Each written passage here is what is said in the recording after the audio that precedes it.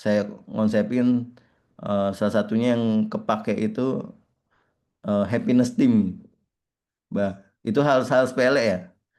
Kalau kalau misalnya Bahana nih, Bahana kerja kerja di pressure dan lain-lain. Tapi karena Bahana happy ya enjoy enjoy aja kan, kerjaan beres kan. Seiring berjalan waktu pindahlah ke PP, pindah ke PP terus jadi QC, S1-nya Hmm. masih biotek tapi di situ. Nah, terus di S2 alhamdulillah udah beres gitu ya. Congrats gitu kan udah STMT luar biasa sekali kesusul gitu ya. Itu ngambil MK tapi tetap masih bidang mutu sih. Ya. Apakah berarti sekarang sudah nggak mendalami geotek atau sekarang kerjaannya QC-nya banyak beririsan juga dengan geotek atau gimana itu boleh diceritain deh. Cukup Nah, unik sih sebenarnya kalau ngelihat ya. perjalanan. Mau siapapun, mau dia muda, mau tua, dan maksudnya ketika dia kompeten di bidang itu, dia punya punya suatu hal yang lebih baik, ya dia bisa naik ke atas ngerti nggak? Tapi kalau Ya, misalnya baik yang muda, baik yang tua sama yang muda, kalau misalnya atau middle, dia nggak mampu di bidang itu dan tidak sesuai spesifikasi misalnya kriteria di posisi itu, ya mau maaf harus di downgrade. Nah, bahkan yang middle-nya maju pun ya yang tua-tua juga terasa terancam gitu kan. Nah, akhirnya wah peributan, ya saya harus gimana caranya mendisiplinkan mereka kan.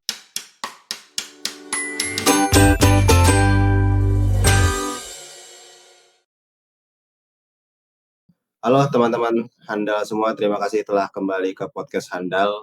Kali ini kita akan ngobrol dengan, ini adalah teman lama saya ya, di kampus, satu organisasi, di internal maupun luar.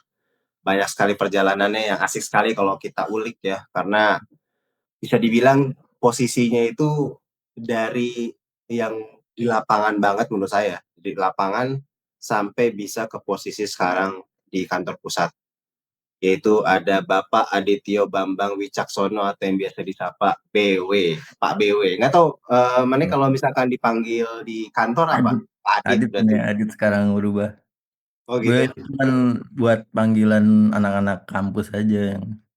Nggak, berarti berarti mana itu kalau misalkan di kan sejak kerja tuh berarti panggil Adit berarti. Iya Adit. Jadi kalau yang mungkin yang deket ya, yang dekat yang tahu teman-teman kuliah kan pasti manggilnya BW, BW gitu kan. Iya Nah iya kalau di berarti. orang-orang baru, jadi kelihatan gitu kalau misalnya telepon Mas Adit. Nah kalau Mas Adit berarti kan tentang kerjaan gitu kan. Iya iya. Berarti maksudnya sama Beo. Dulu orang juga kan bahana-bahana tapi sejak kerja jadinya baha. Nggak nanya tuh hilang gitu. Nggak doang. Karena orang-orang pada panjangan manggil Pak Bahana, Pak Bahana. Oke, Beo sehat Beo. Alhamdulillah sehat lah. Berarti aktiviti sekarang di Jakarta aja ya, di kantor pusat ya. Ya di Jakarta di kantor dikandangin ya. Tapi kan pasti kemana-mana terus kan. Maksudnya sebagai orang pusat pasti kan keliling ke sana kemari kan. Ya karena memang ada penugasannya ya mungkin ya karena di bidangnya. Jadi harus kontrol ngecek-ngecek proyek-proyek yang dibawahin lah. Ya, jadi kan karena mana kan sebagai QA/QC apa ya kalau orang baca tuh sebagai tim leader Biro QHSE berarti Ya, kan ya di situ QC berarti leader ya kalau quality sesering apa management mana lebih gitu. ditugaskan keluar, Apa gimana? Sorry. sering apa mana itu sering ditugaskan keluar gitu. Iya. Jadi sifatnya tuh sebenarnya ya kayak apa nge-cross check ya, nge-cross check terutama kan kalau di quality management itu ISO 9001 ya. Hmm. 2015 2015. Nah, ini implementasi ISO berjalannya itu kayak gimana. Nah, salah satunya inspeksi kan. Kita cross check secara yang audit secara sistem manajemen, tapi kita juga menginspeksi terhadap hasil-hasil produk gitu. Tujuannya ya sesuai dengan apa, kebijakan perusahaan ya. Nanti kan kita punya target kualitasnya segimana ya, saya salah satunya yang untuk mengawal tiap bulan nih ngecek proyek-proyek yang dibawahin ini harus sesuai dengan rules-nya perusahaan, terus kualitasnya perusahaan. Jadi ya monitoring evaluasi lah setiap bulannya, lebih monitoring evaluasi. Jadi bedanya kalau dulu kan mungkin kalau di proyek ya, dulu saya di proyek itu ya basic, lebih ke, bagaimana kita ngontrol langsung gitu materialnya, ngontrol langsung terhadap sistem manajemen yang di projeknya, terus, terhadap mutu produknya. Nah, itu kan kita langsung turun gitu, kalau misalnya posisi sekarang ya manage gitu, kita manage, monitoring teman-teman kinerjanya kayak gimana, terus nanti dievaluasi, terus tindak lanjutnya apa gitu. Nanti membuat suatu kebijakan-kebijakan di proyek-proyek, itu sih. Oke. Oke, Mhm, Bapak Adit ya, panggilnya Bapak Adit mhm, ajalah kayak bapak kantor. Bapak Adit, mhm, eee, Kurang ini tertarik sama perjalanan pendidikannya. Jadi kan ya yang dulu kukenal kan Bapak BW ini, Bapak Adit ini tuh sangat mendalami sekali geotek ya.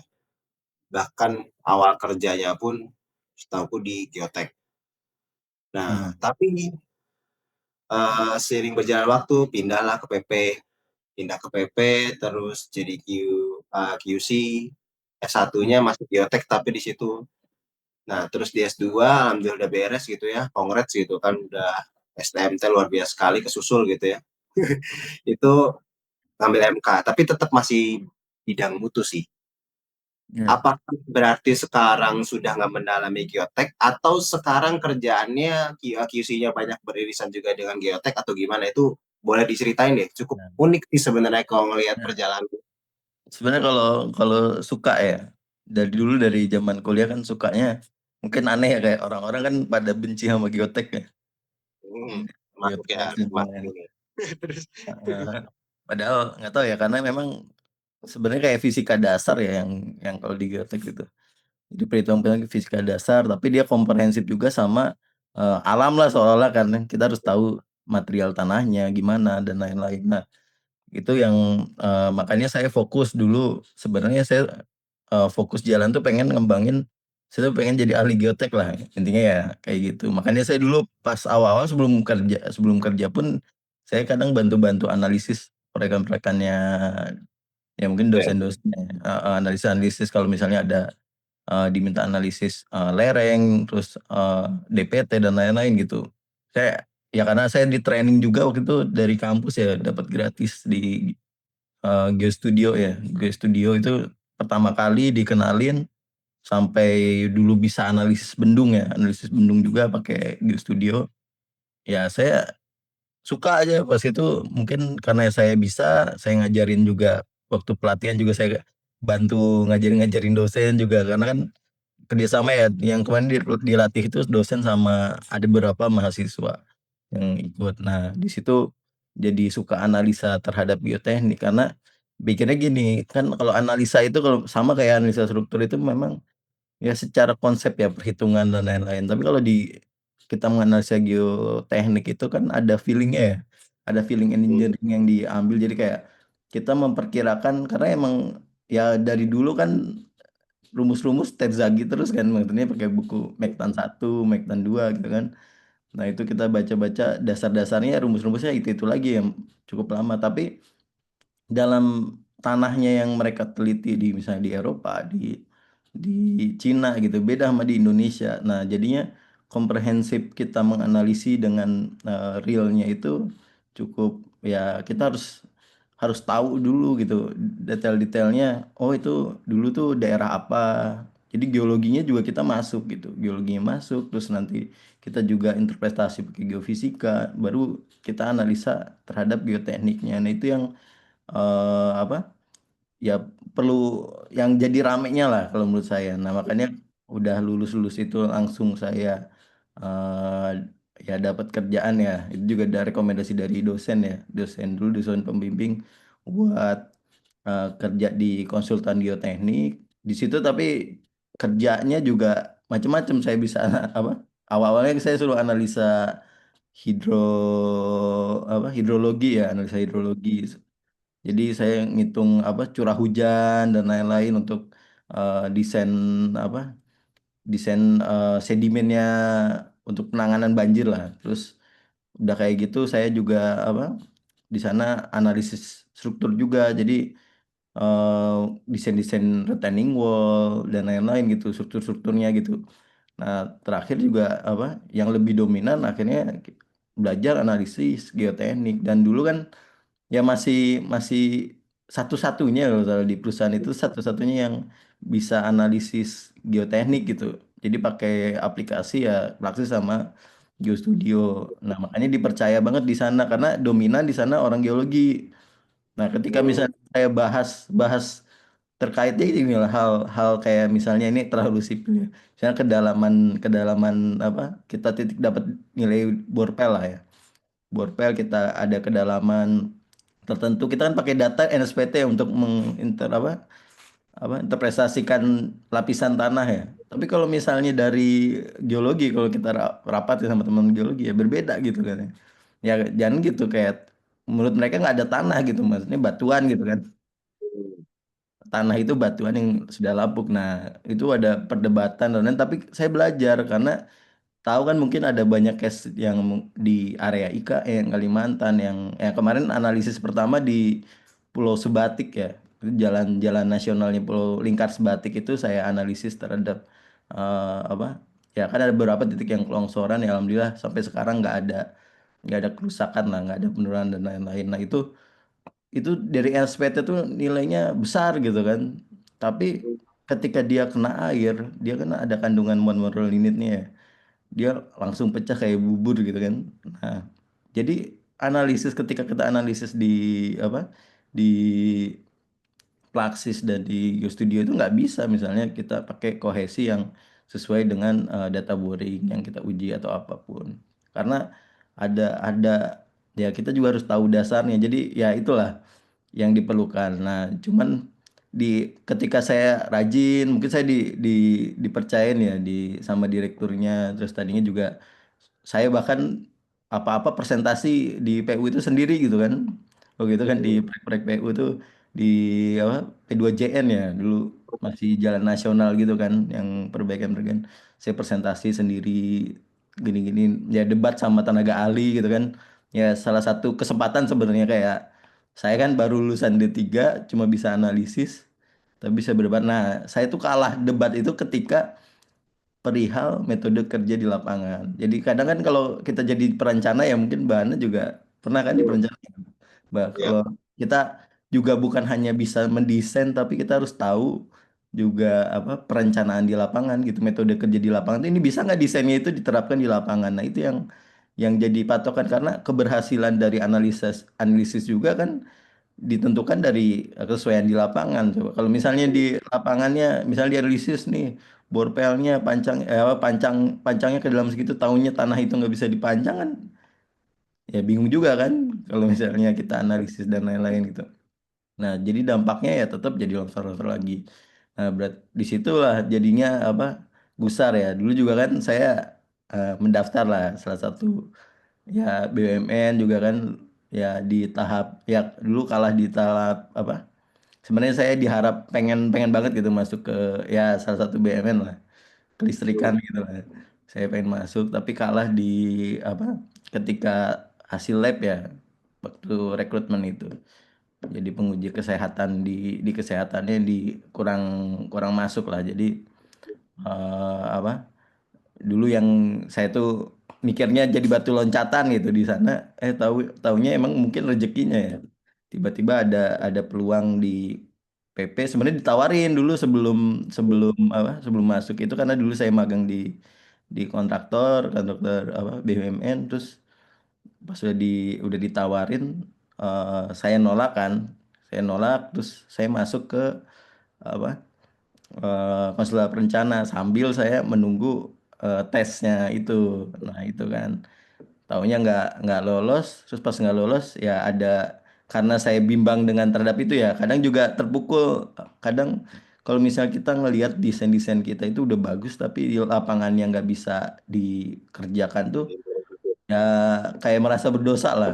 Nah, kadang itu ya apa saya masuk ya ini ada tawaran apa di kontraktor ya udah akhirnya saya masuk lah di situ sebagai QC ya QC lapangan. Nah, jomplang itu pas masuk QC lapangan itu sama sekali ya ya sebenarnya ada sangkut pautnya ya. Proyek itu proyek jalan tol, terus dengan apa bahaya bahaya resiko terhadap geotekniknya tinggi dan lain-lain. Cuman ya lebih kontrol aja, kontrol material. Jadi bukan hanya kalau saya terlalu mungkin pas masuk-masuk terlalu teoritis dibilangnya ya, karena saya apa-apa saya coba gitu kan, timbunan saya coba analisis dengan data-data labnya di QC, ternyata bukan bukan itu kan, di kita lebih manajemen ya, manajemen mutunya, bagaimana ngontrolnya material dan lain-lain. Nah di situ mulai berubah, tapi nggak menghilangkan, tapi saya masih masih apa masih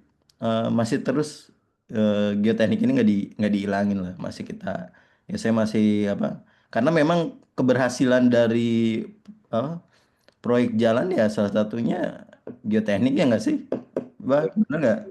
Karena Ya, kan betul. dominan kan ada timbunan, ada ya ada area galian dan lain-lain gitu. Salah satunya di situ kan. Kalau misalnya jalannya apa settlement dan lain kan retak-retak naik turun kan nggak enak gitu, nggak nyaman dan membahayakan gitu. Apalagi longsor gitu di area-area timbunan. Nah itu yang jadi jadi kontrol. Nah pas sudah sana masuk ya akhirnya mendalami, nggak cuma 5 bulan saya jadi staff terus tiba-tiba dinaikin jadi officer atau ya sekelas, kalau misalnya ini QC manager lah gitu. QC manajernya di project. Oke itu di proyek berbeda lagi kan, dulu geoteknik, suka geoteknik, terus tiba-tiba ngerjain struktur yang Hmm. dulu pernah podcast yang flyover Tapak Kuda ya. Ya, Tapak Kuda ya, itu juga wah, dengan apa kondisi apa di high resiko juga ya, dengan ada apa di kota. kereta KRL itu per 5 menit ya, per 5 menit, terus apa ya area macet lah ya, area macet dan lain-lain. Bagaimana kita kembali lagi, bukan bukan geotekniknya ya, geoteknik ya pondasi, kita belajar pondasi kita terlalu bermasalah di sana, tapi masalah beton gitu kan, masalah beton gitu. Nah saya belajar bagaimana mengendalikan beton itu ketika masa setting terhadap pengaruh getaran kereta gitu kan, terus juga apa eh keberlangsungan ya, sirkulasinya dari beton bagaimana, harus gimana, terus saya bisa meracik beton itu jadi mutunya harus sesuai dan lain, karena kan dengan beban-beban yang tinggi nanti di sana ya kontrol materialnya harus bagus. Ya akhirnya mulai tergeserkan lah itu geoteknik. Tapi ya setelah itu ya mungkin titik-titik baliknya ya, titik balik terus saya berikutnya ngerjain project lagi tol gitu dengan waktu percepatan ya, itu juga kemarin di flyover Lenteng Agung percepatan juga, cuman karena masalah COVID ya, masalah COVID jadi ada keterlambatan, tapi di situ jadi belajar, terus berikutnya juga percepatan. Nah di situ kita yang kembali lagi kan, ketika apa kita nggak tahu dasar-dasarnya engineering secara geoteknik juga, misalnya masalah tanah dan lain-lain ya, penurun ya bisa juga gitu, kayak ini kita bisa menentukan ini apa mau kita ditargetin timbunan ini harus sekitar misalnya 5 meter 5 meter dalam seminggu atau berapa kan, sebenarnya suatu yang tidak mungkin, tapi kalau kita kan harus agile tadi kan, harus agile gimana caranya kita membantu teman-teman, ya caranya kayak gimana gitu. Nah ya kita juga konsep-konsep ketika misalnya apa risiko-risikonya, bagaimana area-area misalnya pertemuan dari struktur dengan timbunan itu kan kemungkinan settlement ya, jadi settlement dan lain-lain. Nah itu bagaimana kita bisa kolaborasikan kemampuan kita secara geoteknik dan lain diimplementasikan di lapangan secara metode kerja gitu. Nah di situ yang jadi pembelajaran sih. Udah di sana saya pindah ke proyek yang di apa Bank Indonesia Karawang itu ya. Tapi saya jadi lapangan, jadi apa kepala pelaksana ya. Dan itu balik lagi saya ngerjain bukan bukan apa dipercaya tuh jadi apa mengerjakan piloting test gitu. Jadi piloting test juga ya rangkap juga sebagai apa set engineer lah kalau dibilang-bilang, karena saya juga harus menganalisis hasil dari apa piloting testnya pondasi kan. Nah itu jadi kembali lagi tuh geoteknik, nggak tahu nih, kayak mungkin karena suka geoteknik didapetin lagi aja geoteknik geoteknik di sana. Ya saya bukan ada manajemen ya, lebih dominan sebenarnya manajemen, karena saya ke pelaksanaan bagaimana Ya, mengatur alat, terus bagaimana apa eh ya mengatur material, terus leadershipnya ke apa pekerja-pekerja gitu kan, harus kayak gimana menjaga safety-nya, menjaga mutunya. Nah, tapi di situ juga apa saya engineering terhadap hasil dari review piloting test pun ya jadi kembali lagi gitu ke geoteknik. Saya menganalisa misalnya kalau ada di lapangan kan mungkin juga kan ada pergeseran ketika pelaksanaan, pasti ada pergeseran berapa senti apa bore pelnya misalnya kayak gitu kan. Terus Ya, ketika ya kemarin juga belajar kan kayak kemarin awal desainnya pancang gitu kan, desainnya pancang tapi di tanah clay shell. Kalau clay shell kan kalau Bapak tahu mungkin apa keras ya, kalau udah kering di atas itu kan permukaan atau digali itu keras gitu kan sebelum dia terekspos cuaca dan lain dia keras gitu. Ya kerasnya lebih melebihi dari modulisasitasnya beton. Tapi kan pas ketika dipancang ya nggak bisa masuk gitu. Tapi kalau misalnya dia kena hujan kayak udah terekspos ya dia bisa masuk, kelihatannya kayak lumpur atau tanah lunak. Nah itu kemarin ya karena pengetahuan saya tentang geoteknik ya saya memberi masukan, akhirnya perubahan dari pancang itu berubah jadi borpel gitu. Ya walaupun dicoba dulu ada ketidakpercayaan misalnya dari owner sama itu, ya udah saya datengin nih owner sama konsultan, diliatin mancangnya gitu kan, ada pancangnya udah ada, diliatin masuk apa enggak, akhirnya kan pas di gini gini pas dipukul-pukul nggak masuk masuk, ya udah baru tahu rasanya. Kadang kan apalagi kan masih muda, ya masih muda memimpin sesuatu ya ada beberapa yang ketidakpercayaan itulah. Nah di situ baru saya dapat, karena juga dapat apresiasi mungkin ya, saya mengerjakan dari target itu 8 bulan gitu ya. 8 bulan saya bisa mengerjakan 5 bulan lah dari pekerjaan itu, dan dengan hasil kualitas yang cukup bagus lah, safety-nya juga aman. Nah, di situ tiba-tiba ada wawancara lah, apresiasi, kembali lagi jadi QC gitu kan. Tadinya saya mau fokus ke ya apa manajer lapangan lah, manajer lapangan, terus apa ke engineering, terus ke biaya gitu. Nah, tapi dipanggil lagi sebagai QC team leader ya, diwawancara, saingannya pun senior-senior dan saya masih kontrak kan di situ. Senior-senior, saya masih kontrak, terus ada apa sama orang-orang yang udah pegawai tetap di sana gitu kan. Ya nggak tahu ya. Mungkin karena rezekinya wawancara dengan saya membawa paling muda sendiri, proyek nggak terlalu banyak. Cuma mungkin karena apa ya hasil wawancara melihat dengan agile-nya saya buat menghasilkan sesuatu gitu. Terus saya juga manajerialnya cukup cukup simple, bagus ya, akhirnya dijadiin QC team leader. Nah, di situ sebenarnya pas karena saya dulu ke lapangan, saya fokus. Saya tuh sebenarnya pengen lanjut S2. S2 tuh kayak berpikir, wah, saya kayaknya jadi dosen aja deh gitu kan. Saya mikir udah cukup lah. Saya dapat di apa di perencanaan, terus di apa di lapangan, terus ya udahlah saya mau coba di pendidikan aja gitu. Saya rencana S2 itu untuk saya jadi dosen gitu kan. Tapi pas pikir-pikir lama-lama juga yang ngambil sebenarnya saya tuh dapat beasiswa ya, dapat beasiswa di salah satu universitas, dapat beasiswa gratis 100% lagi kan. Nah, saya juga keterima di salah satu yang yang di S2 ini, negeri yang ya. S2 ini kan, Hmm? yang Gimana? S2 ini, Ya, yang S2 S2. itu. S2.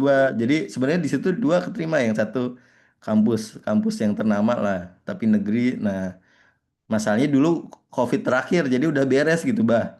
Kalau misalnya masih masih online ya mungkin yang kampus ternama ini diambil karena ada geotekniknya kan. Nah, tapi yang karena kemarin ada beasiswa, terus beasiswa nggak cuma ada struktur, dia buka struktur sama MK, ya akhirnya ya udah ngambil MK, toh juga kayak lebih happy gitu. Kemarin kan jadi kepala pelaksana kan, mengatur manajerial ya, manajer menyuruh, terus juga saya posisi waktu itu kan udah apa keterima tim leader juga kan, itu bukan bukan lebih ke teknis lagi tapi ke manajerial, ya udah mungkin saya perlu untuk hal itu. Karena sebenarnya manajemen itu kalau dipikir-pikir manajerial itu ya manajemen konstruksi ya, ya sama halnya sebenarnya berbau sipil juga tapi lebih implementasi di lapangan. Mungkin kalau di kontraktor oke lah untuk MK ini ya, manajemen konstruksi ini. di dalamnya pun ada mutu juga, terkait mutu. Makanya jomplang banget dulu saya S1 apa? Oh tadi S1-nya saya lanjut di waktu di Senang Pandimba apa di Flyover Lenteng Agung ya. Ya tentang saya S1 D3 S1 itu penelitian tentang settlement. Nah kan nggak suka ya Mbah kalau misalnya konsolidasi kan. Saya tuh suka kalau ngitung penurunan konsolidasi. Kalau dulu kan paling benci itu kita apa Hmm. ngitung konsolidasi. Saya suka di situ. Nah makanya tesis saya yang satu penelitian terkait apa eh timbunan ringan ya di atas tanah lunaknya Gede Bage ya ada apa lempung lempung lunak purba di Gede Bage ya. Terus yang S1-nya saya kembangin lagi. Saya coba rekomendasi pakai PVD terkait preloading ya. Jadi saya kalau misalnya perihal preloading, PV apa tentang apa desain PVD gitu ya, desain apa penurunan-penurunan tanah gitu untuk area-area timbunan mungkin ya udah hatam lah karena saya dulu ngotak-ngatik dua, jadi saya membuktikan pakai manual sama analisis numerik ya, kayak pakai GeoStudio. Nah itu jadi perbandingannya sama dan lain-lain. Nah sebenarnya mau dilanjutin lagi tuh buat jadi apa jadi tesis, cuman karena saya masuk ke manajemen konstruksi, akhirnya saya ngambil ke tentang ya Kegagalan mutu. itu IPKM sebenarnya ya. Jadi ya ini salah satu mungkin usulan usulan usulan saya lah di ya alhamdulillah diimplementasi juga di apa ya sebenarnya sudah ada lah konsepnya IPK ya apa identifikasi potensi kegagalan mutu itu ada di perusahaan saya itu udah muncul cuman tidak jelas gitu masih masuk ke dalam manajemen risiko padahal ada penggunaan itu FMEA ya, Failure Method Effect Analysis dan itu digunakan untuk menganalisa kegagalan-kegagalan mutu baik kan juga juga di apa kecelakaan kerja itu menggunakan FMEA. Jadi kita mendetailkan resiko setiap pekerjaan bah, setiap pekerjaan bah terus kita kita nilai resikonya kejadian terjadinya berulang apa enggak kita mitigasi biar eh ini tuh nggak terjadi. Nah, akhirnya saya sambil bikin tesis kayak gitu, saya coba untuk area IKN ya, area dulu kan karena saya ngawasin IKN, ya kita coba di area IKN, akhirnya menemukan nih ya apa kegagalan mutu ini dominan di mana ya. Di situ saya gunakan juga apa metode FMEA itu di suatu apa untuk menganalisis top risknya di perusahaan gitu ya kemarin ya saya alhamdulillah ya sekarang udah berjalan orang-orang bisa menjalankan ya memakai lah dari tesis saya walaupun ya dikembangkan lagi sama orang lain gitu ya cuman saya karena kalau di perusahaan saya kan ada knowledge center ya bah jadi hasil ini ya mau diakuin sama orang lain saya upload ya udah jelas gitu itu arahnya dulu pertama yang memulai siapa gitu. Ya, Ya, mulai-mulai siapa. Nah, itu. Tapi alhamdulillah saya tuh nggak masalahin, wah ini hasil apa karyanya saya atau apa. Tapi saya kalau orang lain udah mengembangkan dan lain-lain kayak ini sesuatu hal yang ya apresiasi buat buat sendiri lah ya. Lu punya ide, terus idenya itu dipakai sama orang lain bahkan dikembangin untuk perusahaan kan kayak wah suatu hal yang bagus gitu. Ya itu juga sebenarnya saya sebenarnya udah harusnya udah muncul ya ini apa jurnal-jurnal saya cuman nanti saya cross check lagi ke kampus saya belum cross check lagi karena ya kalau misal kegagalan suatu mungkin kalau teori-teorinya dia juga bagus jadi kegagalan mutu di manufaktur itu kan lebih dominan terhadap alat tapi kalau di infrastruktur itu lebih ke eh, sumber daya SDM karena kalau bahana di project lah lebih banyak melakukan kesalahan itu di SDM-nya kan, maksudnya manusianya kan, ya, bukan betul. walau mau alatnya rusak dan lain-lain juga cangkul rusaknya masih bisa ini tapi lebih apa bisa dibenerin diperbaiki tidak terlalu mengganggu tapi di sini dominan malah kegagalan konstruksi itu karena manusianya sendiri. Nah itu makanya saya bikin konsep di situ. Ya, alhamdulillah ternyata kepake juga. Jadi di manajemen konstruksi ini banyak, Bah. Jadi kayak ada masalah biaya, mutu, waktu, terus apa masalah hukum ya, hukum konstruksi, jadi kontraktual dan lain-lain. Saya belajar semua di situ, tapi karena saya di bidangnya sekarang tim leader QC ya apa quality management ya saya fokuskan ngembangin di quality management gitu bah. Jadi ya ya nggak tahu Oke. ya ini alurnya hidup kali ya yang Ya. tadinya di teknik tapi sekarang alhamdulillah walaupun saya tim leader kan ada case-case geoteknik ya ada case misalnya terjadi apa masalah preloading masalah longsoran atau apapun ya apa saya juga sering apa ya nggak sering sih suka jadi pembicara atau ngasih advance ke proyek ya tim-tim proyek untuk eh, perihal-perihal masalah geoteknik itu sih yang jadi apa ya cerita saya panjang banget tuh Iya. dari ini ke Ini geoteknik manajemen konstruksi tapi kalau udah manajerial kayak gini kan perlu juga ternyata ketika tim leader itu bukan hanya berpikir karena saya membawahi beberapa QC manager atau QC officer di project-project kan. Di project-project yang banyak tersebar luas, terus saya harus mengendalikan mereka gitu kan, mengendalikan mereka dan juga saya juga harus ngontrol proyek-proyeknya agar mutunya tercapai. Nah, itu yang perlunya manajerial ya, manajerial. Nah, itu salah satunya belajarnya dari ya saya lanjut S2. S2 sebenarnya untuk mengembangkan lah ya, bukan bukan untuk belajar tapi untuk mengembangkan di situ. Gitu, Bah. oke, Beo. Ini Nah, perjalanannya sangat menarik banget ya. Maksudnya utuh banget nih, utuh banget dan unik banget lah, unik seriously unik. Tapi Beo, ini banyak banget nih, udah menggunung nih pertanyaannya seriously. hmm, Yang bikin penasaran ya Beo, ya kan saya kan ngelihat Beo itu ya tahu lah karakternya kenal lah dulu kita udah seorganisasi bareng walaupun pasti ada update lah dari yang kita kenal dulu kan hmm, dari yang udah perencana terus kontraktor melesat langsung jadi QC team leader kalau ngeliat CV cuma ya 4 tahunan lah gitu.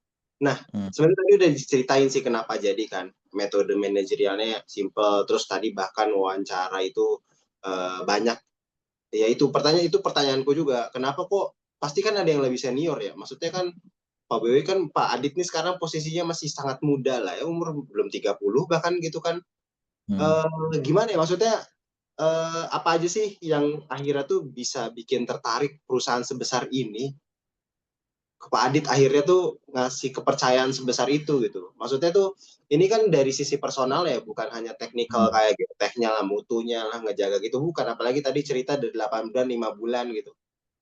Cara menghadapi manusia-manusianya utama tadi kalau kita bahas masalah manusia itu gimana sampai akhirnya bisa jadi tim yang utuh terus akhirnya proyeknya berjalan lebih cepat bahkan lebih oke sampai akhirnya dipercaya dari sisi khususnya dari sisi ini ya personalnya gitu kalau tadi kan perjalanan ini ya tapi kenapa hmm. bisanya gitu itu penasaran banget sih. Ya, mungkin pas saya ceritain ya, mungkin pas wawancara ya. Jadi pas ketika saya wawancara di kantor pusat ya sama bahkan kalau dulu kan masih diwawancara mas apa posisi sekarang apa asesmen untuk naik tingkat kan gak terlalu ya maksudnya di posisi saya tuh paling cuman apa Q, QC jadi di atas saya kan tim leader di biro itu ada manajer QC manajemen ya manajemen di infra di dan lain-lain terus di atasnya ada senior manajer nah dulu cuma apa sekarang diwawancara cuma itu kalau dulu komplit bah jadi saya di apa diwawancara juga sama apa SPV dan general ya general manajernya dari operasi infra satu terus juga dari biro KISE nah ini juga saya juga heran juga sebenarnya. Sebenarnya saya udah ngerasa kayak, wah ini mungkin kalau di politis mungkin, wah ini dari tiga calon mungkin saya yang ditumbalkan gitu nggak? Karena Iya, saya iya. masih muda, terus saya kontrak, terus saya mikir kayak gitu. Tapi saya sebenarnya niat nggak niat ya pas kayak gitu karena berpikir, ya masih berpikir kayak gitu. Cuman saya ya udahlah, kalau ada kesempatan saya maksimalkan. Apa yang saya lakukan di project, terus pengalaman saya bikin konsep ya mungkin ya pada saat itu yang konsep tema-tema yang mewawancari saya user ya apa asesmen usernya saya itu dia butuh orang yang untuk memanage jadi bukan hanya sekedar dia mampu kan biasanya kalau dulu-dulu wah dia yang jago nih, jago di apa pengendalian mutunya aspal, beton dan lain-lain, udah senior, udah ini dinaikkan jadi tim leader. Nah, tapi di sini manajemen ini perlu untuk orang yang jago memanage gitu, memanage Ya, teman-teman. Bagaimana bisa semua itu kompak, terus rata, terus juga improve gitu. Jadi agile juga terhadap perubahan karena ya agak susah juga ya. Maksudnya tahulah bah kita tuh perubahan dari apa generasi-generasi yang atas ya, boomers, terus ya generasi X dan lain-lain, terus kita perbatasan masuk milenial ke Gen Z ya. Kita ya, perbatasan lah, masukkan di mentok-mentok di akhirnya milenial lah gitu kan kita. Tapi ya, kita harus menghadapi Gen Z. Nah, sedangkan nanti staff ke depan itu kan banyaknya Gen Z gitu kan. Banyak ya. Gen Z. Nah, ini bagaimana kita itu bisa bisa menyatukan semua. Nah, itu yang agak tantangan besar. Sedangkan sekarang tantangan untuk tantangan perusahaan pun harus lebih lebih cepat lagi gitu Oke. beradaptasi terhadap perubahan. Nah, itu yang kemarin dipertanyakan. Akhirnya saya menjelaskan karena kemampuan saya di bidang ya saya sambil kuliah juga manajerial dan lain-lain saya implementasi dengan basic pas di lapangan. Akhirnya setelah saya konsep, saya menggunakan teknologi untuk dan itu implementasi berjalan ya menggunakan teknologi. Terus saya juga konsep dari bagaimana sih kita mengimprove SDM ya. Jadi kemarin mungkin ditanyain terkait SDM-nya, terkait terkait menyamaratakannya sistem sama terkait teknologi. Nah, saya bisa menjawab dan menjelaskan sedetail mungkin gitu, Mbak. Nah, mungkin itu yang dibutuhkan. Jadi pas ketika saya presentasi, saya diwawancara, asesmen, ditanya-tanya, ya kalau SPV itu di bawah direktur operasi ya. Di bawah direktur operasi ditanyain kayak gitu, ya saya bisa menjelaskan dengan tepat dan entah ya yang lain itu kan saya tanya yang calon satu, calon dua itu malah mereka menyeramkan gitu sampai detail gitu ditanyakan terkait teknis terkait ini saya sama sekali teknis nggak ditanya tanya bah saya lebih tanya manajerial. Nah mungkin ya beruntungnya ya mungkin dia bilang oh udah S2 pasti secara teknis mah udah cukup lah katanya kan udah S2 teknis makanya ditanya tentang manajerial. Nah di situ tiba-tiba pas pengumuman ya saya juga diinfo sama PM saya dulu kan, Mas, ini kayaknya keterima nih. Selamat ya katanya. Gini. Wah, masa keterima kan saya nggak percaya, masih nggak percaya. Akhirnya kan tahunya beneran saya di SPT kan di kantor pusat ya, di operasi dulu sebagai QC team leader. Nah, di situ masuk pertama juga kan ya di situ mungkin ya ada beberapa mungkin ya dari ya lingkungan itu nggak berharap ini apa sih ya kok dipilihnya malah anak baru gitu anak baru masuk gitu kan pasti pasti kayak gitu Pan- Pak. Apalagi muka muda gitu kan setelan saya tuh dulu pakai pakai sepatu cats putih gitu kan ke kan Ya, setelan ah, muda itu kayak wah kemarin tahun kemarin kan ya udah senior lah ini datangnya yang muda gitu ini titipan siapa dibilang kayak gitu kan titipan siapa kayak gitu ya tapi cuek lah di situ dan bahkan teman-teman saya kan kan saya serata lah sama officer sama manajer quality project itu ada beberapa yang kok saya yang terpilih gitu kan bah gitu. Saya yang terpilih gitu kayak kok masih muda terus belum terlalu lama nggak bisa dan lain-lain ya pasti ada kayak gitu bah apalagi kayak gini nah gimana caranya. Ya itu salah satunya. Mungkin saya belajar belajar itu ya kalau prinsip bodo amat ya oke bodo amat kita pakai. Cuman saya gunakan tadi manajerial tadi. Kan saya ditanyakan juga pas wawancara. Bagaimana kamu di sini tuh kan apa? Bah jadi dari lulusan itu lulusan udah nggak jelas lah lulusannya kemana-mana gitu kan. Lulusan hmm, si manajer padahal dia nanggulangin project mana-mana. Terus lebih dominan lulusan ya SMA bukan STM lah ya, SMA. Kalau STM konstruksi kan masih oke-oke, Iya. SMA. Terus makanya engineer-nya nggak dapat-dapat, jadi ketidaksesuaian di project tuh itu lagi gitu. Nah di sana terus sudah kondisi kayak gitu, eh, ada yang apa ya, middle yang tua segini, yang middle di sini, yang tua ini nggak mau maju-maju, nggak mau berkembang gitu. Jadi dia mau mentok di situ gitu kan. Hmm. Generasi ke situ itu mau mentok di situ aja, nggak mau apa. Ya kan seharusnya gantiin saya lah, maksudnya di posisi saya kan, Iya. bener nggak?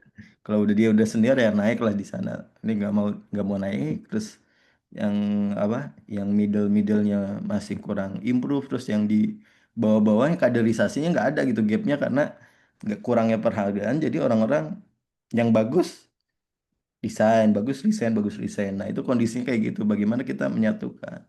Nah di situ ya konsepnya sebenarnya, eh, kita harga pengakuan lah, ya pengakuan pengakuan dari teman-teman itu harus kita, ya pertama kalau ke senior ya, walaupun saya atasannya dia, ya masih saya minta masukan dan lain-lain. Nah, saya bikin acara namanya sharing sharing kayak gini lah, bah, sharing session Hmm. buat senior senior. Jadi di sana juga yang middle middle juga saya ajak diskusi. Jadi saya rapat yang biasanya rapat rapat rapat itu ngebahas kinerja dan lain-lain, saya bikin konsep, ya udah nanti kita rapat serius, nanti misalnya tengah-tengah kita sharing session gitu, lebih di situ akhirnya saya undang senior senior yang tadinya nggak suka, karena saya, ya ini politis lah, saya ajak buat ngasih masukan, ngasih improve, terus dia menjelaskan sesuatu, dia menjelaskan pengalamannya dia,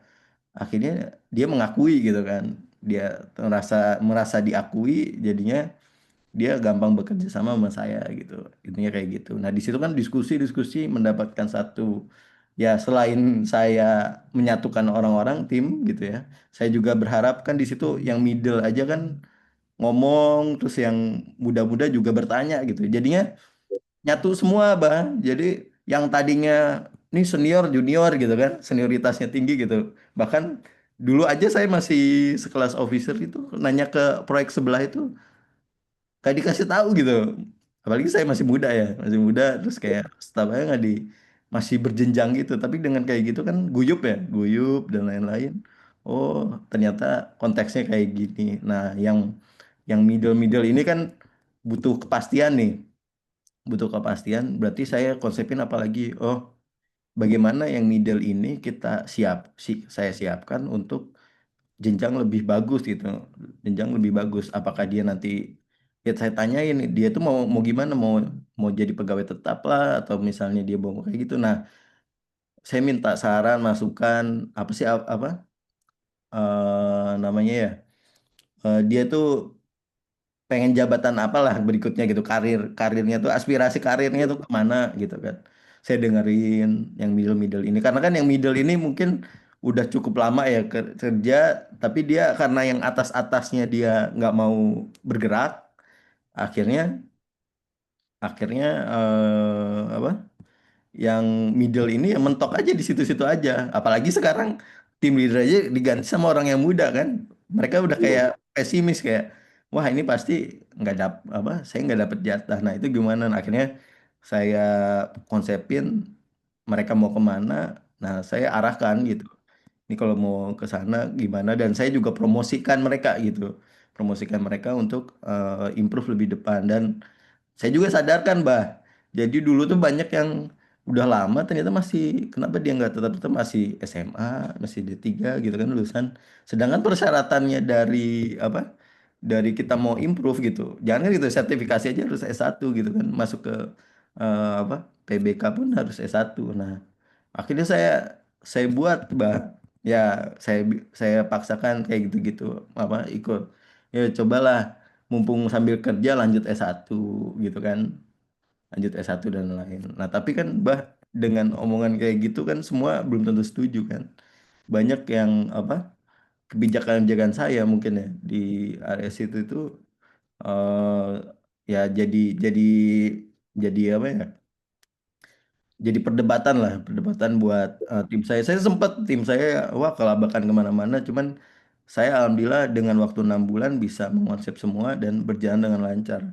Nah, terutama saya bagaimana yang bawah-bawahnya juga tadi diatur, bawah-bawahnya tadi kan yang tengahnya di apa apresiasi, yang bawah-bawahnya saya tantang biar yang tengah ini maju. Tantang kalian tuh semampu apa gitu. Jadi yang staff-staff ini saya ceritain, saya dulu staff lima bulan udah bisa pindah ke jadi officer. Nah, jadi mereka menggebu-gebu kan jadinya. Toh juga saya yang masih muda aja masih bisa lanjut ke tim leader. Nah, akhirnya yang bawah itu lebih semangat gitu, Bah. Lebih semangat untuk improve gitu, improve ke depan dan improve lebih maju lah. Nah, jadinya ada ketimpangan nih, yang bawah semangat, yang middle-nya tuh terasa terancam kan. Ya, benar nggak? Ya, Terasa terancam, jadi terasa terancam dan lain-lain. Bahkan yang middle-nya maju pun ya, yang tua-tua juga terasa terancam gitu kan. Nah, akhirnya wah, peributan ya, saya harus gimana caranya mendisiplinkan mereka kan. Awalnya untuk ngomongin semua saya disiplinkan dulu.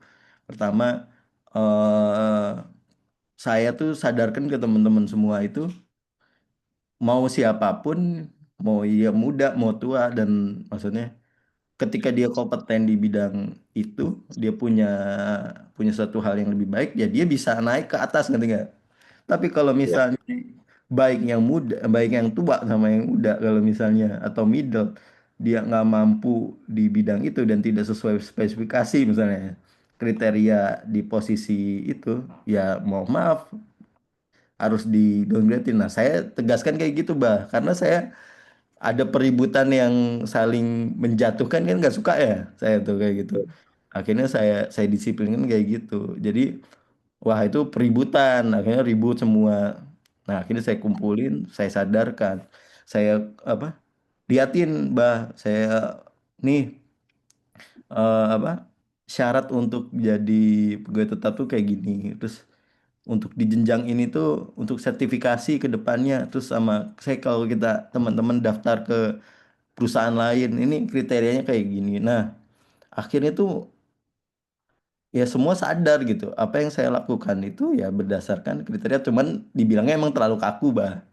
Saya saya yang tadinya mungkin ya ini juga ada beberapa yang mungkin pembelajaran juga yang tadinya apa belum S1, saya turunkan atau saya nggak naikkan gitu kan. Alasannya walaupun dia senior dan lain-lain. Nah, itu juga buat tertarik, menarik teman-teman itu buat improve, buat agile gitu kan terhadap perusahaan itu, perubahan-perubahannya ya. Kriteria walaupun banyak yang ngomong, yang middle itu ngomong, "Ah, udah Mas, saya paling nanti turun jadi inspektor gitu kan. Jadi ini jadi ini." Nah, di situ yang kita masuk, Pak, saya yakin nih bisa. Ya saya juga buat Bapak yang middle-middle ini ditaruh di proyek ini, sambil sambil apa Bapak lanjut ini, saya promotin Bapak gitu sambil lanjut S1 gitu kan. Misal kayak gitu. Akhirnya alhamdulillah, Bah, maksudnya dari cuman hanya 40% ya, 40% itu lulusan S1 di tim saya itu, sekarang itu udah hampir 80% lah di bidang S1, ya udah kuliah gitu. Karena mereka selama ya saya udah 2 tahun ya, selama 2 tahun kan ada yang D3 di ekstensi, terus yang yang masih SMA itu mereka maju, apalagi ngelihat saya S2 gitu, Bang. Saya lulus S2, jadi orang-orang malah semangat, malah ada tim saya yang lanjut S2 juga gitu kan. Kayak saking semangatnya saya, salah satu itu saya tuh bilang kuliah lagi dan lain itu buat pertama buat mengubah pola pikir, terus yang keduanya itu sebagai legasinya Bapak gitu. Ketika misalnya kita nggak tahu ya, misalnya perusahaan ini lagi unjang-ganjing dan lain, tiba-tiba ada pengurangan dan lain. Kalau dia punya S1, gelar S1, terus punya pengalaman, dia lebih laku nggak sih, Bah? Bener nggak? Lebih laku, apalagi dia bisa punya sertifikasi banyak. Nah, itu yang saya konsepin. Jadi yang masih SMA terus dan lain-lain, ya saya arahkan ke apa dia tuh jago apa gitu di bidangnya. Jadi saya konsepin sebenarnya SDM-nya dulu, Bah. SDM dulu di apa? Dirapikan, terus saya menunjukkan bahwa saya itu leader gitu. Jadi walaupun banyak yang ngeremahin, awalnya saya tenang gitu, tenang, Bah, gitu maksudnya. ya merendah lah, merendah dan lain-lain. Saya bikin kadang kala dinaik turunin, jadi tiba-tiba nih saya belajar dari himpunan mungkin ya. Nah, tiba-tiba saya gertak kan, saya gertak. Pokoknya kalau mau ke depannya mau jadi QCO harus S1 gitu kan. Wah jadi tegas, terus akhirnya semua menggebu-gebu untuk menyesuaikan kriteria. Jadi bukan hanya S1 ya, ada kriteria yang lainnya juga. Nah untuk mengejar targetnya itu. Nah itu yang jadi patokan untuk teman-teman belajar improve. Terus yang kedua itu perihal disiplin sih, Bah. Jadi mendisiplinkan yang susah itu mendisiplinkan. Jadi eh, menghadapi disiplin juga kan kadang yang yang tua itu kan delegasiin kerjaan.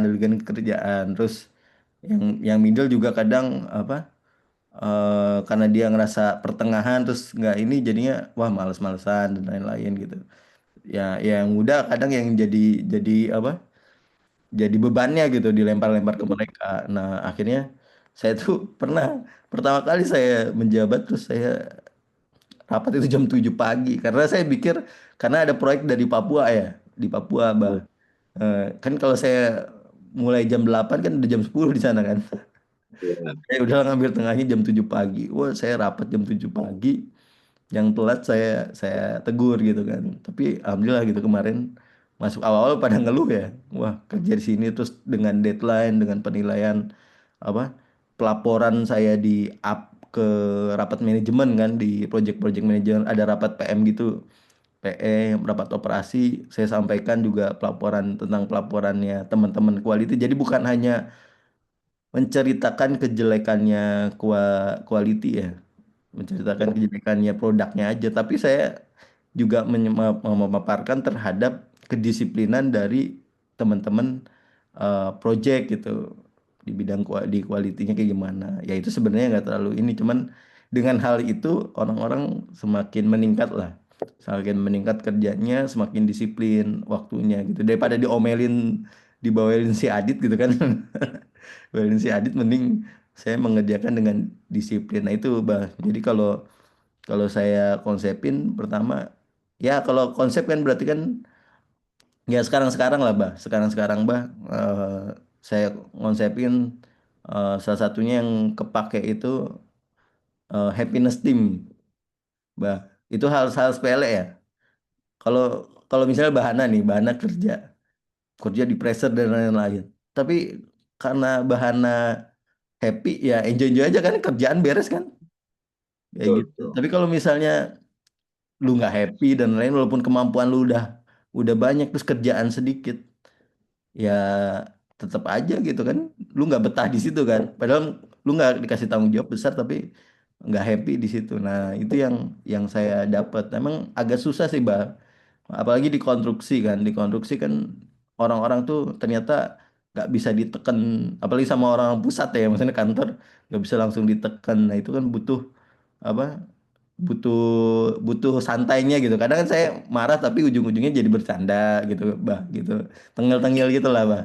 Bercanda, marah tapi bercanda. Nah, jadi dibuat happy dan itu emang benar-benar efektif. Jadi happiness dim ini ya agak efektif lah ya. Jadi bagaimana kita bangun tim itu eh, harus harus happy. Jadi bukan bukan berarti santai ya, nggak santai, nggak ada beban dan lain-lain, tapi tetap kita bekerja itu gimana caranya teman-teman ini bisa nyaman, terus saling support sama dari senior ke junior itu masuk tuh selain memotivasi. Nah itu yang mungkin dengan caranya saya tadi eh, tegas dan lain-lain, akhirnya teman-teman mengakui lah tadi bah pasti itu yang diledekin itu di apa di nggak diakuin nggak di saya sampai pernah inspeksi ke project pertama apa project itu sama staff saya nggak dijemput gitu kan nggak dijemput terus lama dan lain-lain gitu kan karena dia merasa lebih senior gitu tidak setuju suka sama saya gitu cuman makin ke sini dengan cara-cara yang tadi saya menyatukan menghargai terus saya juga memberi ketegasan gitu dan saya juga apresiasi dan mengarahkan ya arah kalian kayak gimana. Nah itu needs-nya ya sebenarnya gampang lah, bah. Kita karena saya di quality ya. Kalau quality itu orientasinya itu kepuasan pelanggan ya. Dan kebutuhan pelanggan itu apa gitu. Nah, sama halnya dalam membangun tim kalau saya kebutuhannya teman-teman itu apa gitu. Butuh apa? Tanya, wawancara satu-satu walaupun itu capek karena yang kalau muda ya mau gak mau harus turun kecuali saya udah senior, karismanya udah besar ya tinggal ngatur ya. Nah, kalau kayak gini Hmm. ya tinggal apa? Kita masih muda ini ya caranya kayak gitu tadi. Bagaimana kita satu-satu masuk ke dalam terus tanyain nih needs-nya teman-teman itu apa, pengennya apa, butuhnya apa. Dengan kita menjalankan program kerjanya menyesuaikan dengan kebutuhan mereka ya akhirnya bisa lebih terakui dan lebih nyaman jadi mereka support ke kita gitu. Nah, itulah. Jangan kita pengen pengen enaknya aja gitu kan sebagai pemimpin. Nih kamu kerja apa? Kerjain gini-gini biar saya nilainya apa? Saya nggak kena tegur dari atasan saya gitu karena laporannya nggak tepat waktu. Kan nggak kayak gitu, tapi ya saya nyuruh orang itu biar saya nilainya bagus juga. Saya harus gimana gitu kan. Tapi saya nekan bawah mereka harus kerja ya mereka juga kerjain kerjaan apa? Mensupport saya itu feedback dia apa gitu. Nah, itu yang kita harus membangun kepercayaan timnya itu yang agak agak dominan. Nah, terus konsep berikutnya kan saya tadi ketegasan dengan cepat dan lain ketika menghadapi perubahan itu harus kayak gimana. Nah, itu sifatnya harus ada agile agile juga kalau tahu nggak bah agile gitu. Agility agility tahu ya. Ya, Nah, itu kan tahu. susah sebenarnya dikonstruksi ya, bah. Ya, betul. Heeh, apalagi apalagi saya harus mengatur bukan ngatur langsung di dalam proyeknya gitu tapi masif gitu di mencari gitu beberapa proyek ini yang agak, Oke, Bung. Kalau kalau saya kan tahu agile, tapi mungkin bisa diceritain dikit lah. Agile itu apa gitu biar buat penonton sih. agile itu ya sebenarnya bagaimana kita bisa menghadapi suatu tantangan dengan cepat gitu ya tantangan Hmm. dengan cepat terus kayak konsepnya lebih lebih banyak itu apa ya menghadapi sesuatu hal ya kita responsif dengan cepat gitu. Jadi kalau misalnya lihat ya kayak konsep-konsepnya mungkin pemerintahan sebelumnya yang wah nggak usah ribet birokrasi langsung lanjut ke lain karena kita butuh cepat. Nah, itu yang salah satu bentuk agile-nya ya, agile dalam suatu perubahan. Nah, ini sama halnya. Jadi kayak apa? Di kita itu biasanya kalau agile itu lebih ke perusahaan IT gitu kan. Wah, ini ada apa? Ada needs-nya atau misalnya komplain ada crashnya di sini. Wah, gimana kita menghadapi dengan masalah ini dengan cepat kan? Jadi biar nggak menunda menunda apa? Menunda sistemnya gitu. Nah, itu sama halnya di konstruksi juga kayak gitu. Jadi banyak yang mikir ya kaku lah kalau konstruksi itu apa? Udah ditentukan dalam kontrak, ada gambar kerja, ada schedule-nya ya kita ngikutin itu. Tapi sebenarnya di lapangan itu nggak membutuhkan agile gitu ya. Bagaimana kita menghadapi tantangan dengan cepat ya, menanggapi suatu tantangan dan perubahan itu dengan cepat itu yang agile itu. Tapi kalau di lapangan itu kan banyak yang gini bah, tiba-tiba misalnya kita punya konsep, punya schedule, punya itu, tiba-tiba hujan di lapangan kan. Misalnya beton udah datang dan lain-lain, tapi kalau beton kena hujan kena kena air penambahan apa kena hujan nanti kan betonnya mutunya turun kan atau Ya. hasilnya nanti bisa ngecor rijet nanti groovingannya nggak rapih dan lain-lain. Nah, itu gimana caranya kita harus menanggapi wah ini di stop atau apa dan membuat keputusan dengan cepat cepat itu bagaimana. Nah, itu yang sebenarnya dibutuhkan banget di apa di konstruksi itu eh apa agile ini. Apalagi kan konsepnya nggak semua, bah. Materialnya itu udah ada gitu kan. Material pun ada juga bisa mungkin kuarinya terhambat terhadap perizinan gitu. Terus supply-nya juga terlambat. Terus desainnya itu tiba-tiba bahannya pernah bahannya tuh di ini ya, di perencana ya. Iya, di konsultan MK, Beo. Oh, Sekarang. konsultan konsultan MK ya. Berarti manajemen konstruksi ya. Kalau Hmm. di tadi kan kalau di perencana itu kan kadang berubah-ubah ya. Kadang misalnya kondisi di lapangan tiba-tiba secara desain, wah ini nggak bisa nih berbenturan dengan ini. Nah itu kan harus cepet-cepet kita mengubah ya kesalahan-kesalahannya. Nah itu yang sebenarnya agile ini dibutuhkan di perusahaan, apalagi konsep perusahaan saya kan excellent construction, bah. Jadi gimana caranya Hmm, konstruksi ini mutu apa pekerjaannya cepat, biayanya harus bagus, mutunya harus bagus, safety-nya harus bagus. Nah, itu Bu yang kita butuhkan. Nah, itu yang saya jalankan gimana caranya kita membuat konsep itu, tim itu harus happy, happiness team gitu ya. Saya bukan happiness ya, team, tapi harus agile juga terhadap perubahan-perubahan. Nah, tadi kan bangun kepercayaan, terus fokus juga ke teman-teman itu percaya nih si A ini kamu tuh punya punya apa punya kelebihan ini gitu buat buat apa teman-teman itu cepat gitu cepat merasa oh saya sebenarnya bisa memutuskan sendiri nih tanpa harus menunggu hmm, atasan-atasan gitu maksudnya. Tapi saya tetap koordinasi, tapi ya saya nggak, karena saya punya kemampuan di sini, ya saya harus berani untuk membuat suatu keputusan. Nah itu yang jadi eh, konsep yang utamanya ya.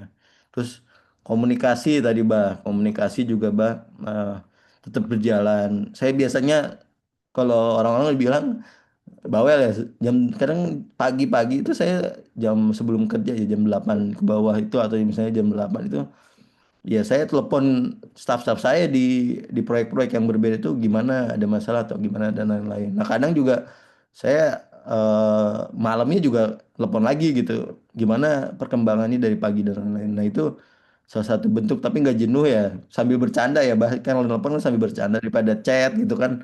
Chat di grup kayak orang-orang, wah ini pusing nambah kerjaan gitu. Mending saya telepon. Biasanya saya suka nelpon gitu bang. Jadi daripada chat saya suka nelpon di sana.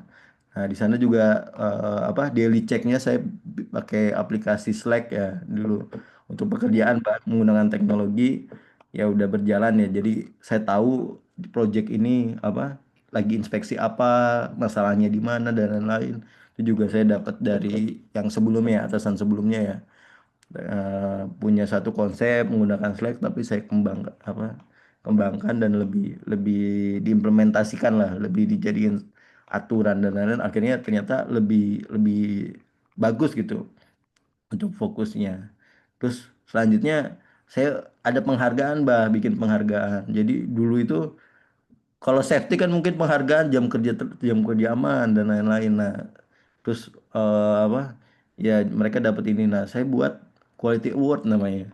Bah, itu kayak QCC lah, quality control circle. Jadi gimana caranya improvement mereka di proyek-proyek itu diaduk sama tim-tim yang lain, terus dikasih penghargaan PM-PM-nya nanti. Nah, itu saya lakuin gitu. Akhirnya kan nyatu sama KISA Award itu di satu operasi saya ya. Di situ akhirnya orang-orang lebih lebih banyak ikut, terus karena apa mereka itu pengen pengen legasinya jadi bagus ya, mereka ikut lomba-lombanya yang saya coba buat gitu. Bagaimana ya, kayak misalnya bah ada produk tidak sesuai, gimana caranya sih saya lombakan produk ini jadi sesuai gitu. Nah kan teman-teman sebenarnya sering lakukan di lapangan, cuman nggak pernah diakuin gitu dengan hal itu. Nah akhirnya saya lombakan, wah dapat sudah dapat juara-juaranya, ditampilkan di depan direksi operasional, SPV, GM dan PM, semua PM jadi dikasih penghargaan. Wah ternyata teman-teman apresiasi terhadap itu, bahkan lebih semangat, wah tahun depan saya harus harus juara nih gitu kan. Gimana saya cari improvementnya ke depan. Nah itu yang jadi apa hal kecil. Jadi memang ya kalau dilihat lah, apresiasi itu hal kecil gitu Pak. Hal kecil yang sebenarnya gampang kita lakukan tapi berdampak terhadap produktivitasnya tinggi Pak. Nah itu yang agak besarnya. Nah kalau selanjutnya eh, kita nge-scale gimana caranya teman-teman itu terstruktur ya. Ini kemampuannya mapping-mappingnya apa gitu. Nah saya lakukan dulu screening screening saya trial apa tes teknis bah. Jadi teman-teman ya, itu saya pikir saya nggak mungkin kalau wawancara satu-satu. Mending saya tes teknik aja. Mereka itu mampu di area mana gitu. Akhirnya saya buat 3 tingkatan sesuai dengan kompetensi dasarnya. Saya adopt sama HCM ya. Dari HCM itu saya kompetensi dasarnya apa? Oh, 1, 2, 3. Konsepnya ini target perusahaan ini harus di 3 atau di 2. Nah, saya buatkan satu soal gitu ya, satu soal, tapi saya korelasikan, Bah. Karena saya S2 ya statistiknya udah lumayan lah. Nah, saya juga di sana belajar dari S2 ini, materi-materi S2 ya buat nganalisis ini soal ini komprehensif atau enggak. Saya coba, oh ternyata termapping. Oh, ini orang yang mungkin kalau di saya kan di bidang infrastruktur ya, infra satu. Ya, oh di sini fokus ini teman-teman kuat nih di tentang engineeringnya aspal gitu. Ini engineeringnya beton. Jadi klasifikasi ini udah jelas. Jadi ketika misalnya ada project nih, project bandara, oh ini orang aspal nih yang jago nih, saya taruh di sana. Oh itu lebih efektif. Jadi sistemnya rata dan lain-lain, terus akhirnya apa produktivitas hasil produknya pun jadi lebih bagus gitu bang. Jadi mapping itu sangat sangat apa sangat ya gimana caranya kita kita anak muda lah bang, anak muda yang bukan lagi kerja terhadap prosedur ya, tapi bagaimana kerjaan kita tuh bisa cepat beres, tapi kita goals gitu, mau pakai cara apapun ya gitu goals kayak gitu. Nah itu yang memang jadi perdebatan. Ya kalau makin makin gampang yuk, saya juga banyak tantangan bah. Jadi mau sekarang-sekarang makin cepet aja salah gitu bah, bener ya? Makin cepat juga dibilang salah, yang makin apa lambat kerja juga salah. Nah ini memang saya masih belajar, cuman yang saya dapat mungkin dari atasan saya itu konsep happiness team yang dipakai buat suatu project kan waktu itu.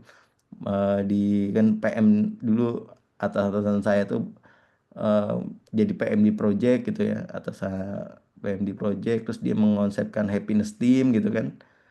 Akhirnya memang proyeknya dia untung, terus kita kan ada award gitu ya, award proyek-proyek ya, dapat penghargaan banyak, terus karyawannya pun improve semua gitu. Jadi ada rasa kepemilikan untuk proyek itu jadi lebih bagus dan lain-lain. Nah akhirnya dengan konsep itu dikeluarkan, saya cobakan di tim saya. Wah, ternyata eh, bagus dan sangat efektif ya. Jadi ada satu case, Bah. Satu proyek ini kena audit lah, kena audit, hasil produknya jelek, sistemnya jelek, orang-orang yang nggak kompak, terus apa? Nggak pada disiplin. Oh, ternyata saling salah-salahan. Nah, di situ tiba-tiba ditaruh lah, maksudnya apa? Eh, ya project manager yang lebih lebih bagus lah ya, maksudnya lebih secara komunikasi dan lain-lain, tapi dia pakai konsep juga ngonsepin pakai happiness team. Akhirnya ya berjalan, terus yang tadinya paling jelek bah tahun Hmm.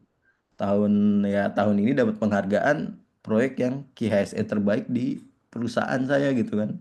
Wah itu satu proyek yang membuktikan lah dari jelek yang dihujat habis-habisan sama direksi dan lain-lain, bukan dihujat ya dimarahin sama direksi, eh proyeknya jelek akhirnya bagus ya apa kondisi proyeknya pun secara waktu secara ini juga memenuhi gitu target. Nah itu berarti konsep dari happiness gel ini memang cocok lah bah, mungkin teman-teman yang saya saya apa yang bukan hanya sekedar saya menceritakan pengalaman di quality, tapi konsep ini bisa diterapin di mana-mana bah. Kalau bahan nanti jadi apa jadi leader itu satu ini ya, konsepnya ini cukup bagus lah, happiness team dan agile Oke, kita.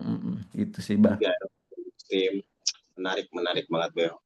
Hmm. Oke, dan nggak kerasa ya Beo, maksudnya ngobrol asik banget pas lihat jam udah sejam lebih ini. Iya udah sejam lebih nih ngobrol. Dan jam Lama. lebih ini podcast terpanjang sih. Dan menurutku eh, cukup asik untuk didengarkan karena bukan cukup asik lagi, bahkan asik dan manfaat lah karena memang utuh gitu. Ini kalau sebagai pewawancara atau sebagai podcaster tuh seneng nih ketemu narsum atau tamu kayak BW. Jadi ditanyanya satu, jawabnya 1000 gitu kan. Jadi enak yang nanya, oh nanti ini buat di bagian mana dipotongnya di mana. Gitu asik lah gitu. Tapi thank you banget Pak Ya. Adit ya, BW gitu BW Hmm. karena udah ngeluangin waktunya. eee, sudah banyak juga. Tapi terakhir nih, terakhir banget, ini pertanyaan terakhir.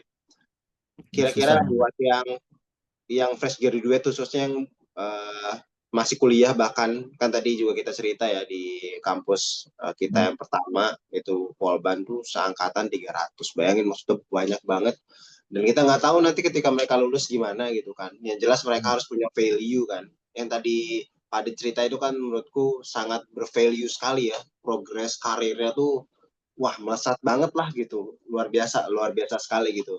Tipsnya apa deh buat khususnya mahasiswa sama fresh graduate biar bisa menghadapi dunia yang sekarang tuh makin cepat, makin tinggi teknologi dan lain sebagainya. Ya, sebenarnya kalau saya lihat ya yang bahwa ini pertama kan terkait bagaimana menghadapi perubahan ya, menghadapi perubahan, kita menanggapi perubahan itu harus bisa lebih cepat lagi, apalagi kan kondisi teknologi kan berkembang ya, Bah. Maksudnya Ya, orang-orang eh, belajar dulu kan kita belajar AutoCAD ya, Bah. Sekarang ya, orang-orang pakainya BIM kan di di kampus dan udah jarang-jarang juga ya maksudnya pakai ini. Nah, sekarang BIM juga berkembang terus dan jadi kita jangan jangan jangan mentok terus secara knowledge itu di situ-situ terus, tapi kita juga melihat ke ya apalagi yang masih di kampus ya. Kita lihatnya jangan pelajaran aja tapi lihat ini tantangan di luar tuh kayak gimana gitu. Lihat-lihat aja misalnya di YouTube kan gampang lah ya. YouTube terus di jurnal-jurnal gitu kan. Oh, udah perkembangan konstruksi itu kayak gimana. Nah, ini yang jadi PR kita ya 300 selain kita secara knowledge ya secara etika juga ya gel sama daya tahannya kita gitu maksudnya konsepnya ya gimana caranya dengan tantangannya semakin banyak lulusan misalnya nanti kan 300 banyak lulusan sedangkan apa lapangan kerjanya tidak mencakup situ ya mau gak mau lebih mendalami lagi ternyata sebenarnya bah mungkin nanti tamu-tamunya undang lah bah maksudnya ada yang mereka ada yang punya bisnis tapi dia ya, sejalur sebenarnya misalnya orang TPPG nih TPPG dia apa bisnisnya dia punya usaha renov renov misalnya renov perumahan terus kayak apa maintenance buat apa building dan lain-lain nah itu emang kerjaan dia nah dia agile terhadap perubahan dia oh merasa wah saingan saya bekerja susah nah saya harus berusaha lebih ke sana terus yang kedua juga saingan kita nanti ke depan itu apa gitu. Saingan kerja kita tuh kayak gimana. Nah, kita tuh harus mempersiapkan dari sekarang gitu. Apa aja. ya, Saya juga gitu. Kalau kita kerja mungkin kalau ada teori-teori kita harus bekerja 2 tingkat di atasnya ya, Bah. Sama dengan ya, kita nanti sebelum lulus ya kita berharap kita tuh udah bisa kemampuan gitu bisa 2 kali. Tapi kita harus jangan sombong lah. Jadi rata-rata gini, Bah. Kalau Bapak ngerasa itu ketika lulus dari Polban ngerasa Polbannya bagus dan lain-lain tapi kita sendiri nggak ngelihat gitu bahwa sebenarnya ketika lulus itu kan hanya berapa persen lah kemampuan kita yang digunakan untuk ya, satu pekerjaan. Nah, itu betul. yang kita jadi mampu ya tipsnya buat teman-teman ya lebih jauh lagi terhadap perubahan sama ya tadi harus berani juga, harus berani. Jadi di sipil itu bisa masuk tambang sebenarnya, Pak ya. Bisa masuk Ya, tambang, bisa masuk ke mana-mana sebenarnya. Luas gitu. Jadi jangan jangan terpatok di situ-situ aja. Nah, ini mumpung belum masih masih pada kuliah lah yang maksudnya yang teman-teman di Polban ini masih pada kuliah dan lain-lain. Coba dikonsepkan gimana caranya nanti relasinya ke alumni dan lain-lain kan yang sudah bekerja ditanya-tanya arahnya kemana. Nah, mungkin dengan Handal Studio ini podcastnya Mas Bana ini kepake nih mungkin nanti undang-undang juga buat teman-teman jadi berpikir oh ternyata dunia sipil itu luas gitu kan nah jadi ya, yang kita harapkan kan buat buat apa buat perkembangan apalagi sebagai alumni ya yang lulus itu bisa langsung bekerja dengan cepat gitu bekerja atau misalnya dia mendapat pekerjaan dapat bisa membiayai diri sendiri atau untuk membiayain orang lain itu sih yang dipikirkan gitu bah. oke. Oke, siap Pak Adit. Tio Bambang Wicaksono, thank you banget ini buat waktunya, buat sharing-sharing-nya. Nah, Sangat kelamaan ya ini. bermanfaat sekali dan thank you banget tadi sarannya akan catat dan besok bahkan udah ada calon 2 podcast lagi gitu. Ada dari Serpan sama Ardian ya, yang deket-deket dulu lah. Tapi nanti Gila. kita obrolin mungkin di luar ini siapa-siapa yang mungkin bisa sharing kayak gini dan bisa menginspirasi. Semoga Ya. ya enggaknya buat gambaran lah ke Banyak bah, banyak mahasiswa. bah, banyak bah. Hah? Teman-teman kita tuh banyak yang sesuatu yang Betul, eh, betul. hasil Setuju gitu. banget, setuju banget. Eh, Setuju ya. banget banyak gitu. Jadi kita nanti kita list lah bareng-bareng Ya, ya. makanya Tapi nanti thank ada you banget acara sekali lagi. kumpul-kumpul nih buat bantu Bahana juga nih. Ya, Betul gitu. Jadi iya, kalian silaturahmi lah intinya. Karena iya, podcast ini memang tujuan utamanya sebenarnya silaturahmi kayak gini, Weo. Karena teman-teman ya teman-teman kita gitu kan yang terdekat tuh banyak banget yang karirnya tuh udah keren-keren dan sayang lah iya. kalau kita ngobrol-ngobrol nggak cari Bukan curhat. masalah masalah karirnya sih, maksudnya ini pengalaman-pengalaman yang dibutuhkan bukan sebagai acuan teman-teman nanti yang baru lulus ya, tapi sebagai knowledge-nya teman-teman. Oh, ternyata kalau apa menghadapi sesuatu tuh kayak gini gitu. Ya, Gitu. ya, siap, Bahak ya, namanya.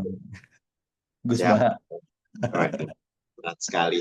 Oke, kalau gitu thank you buat teman-teman Handal semua. Sampai jumpa Oke, di podcast selanjutnya. oke, thank you.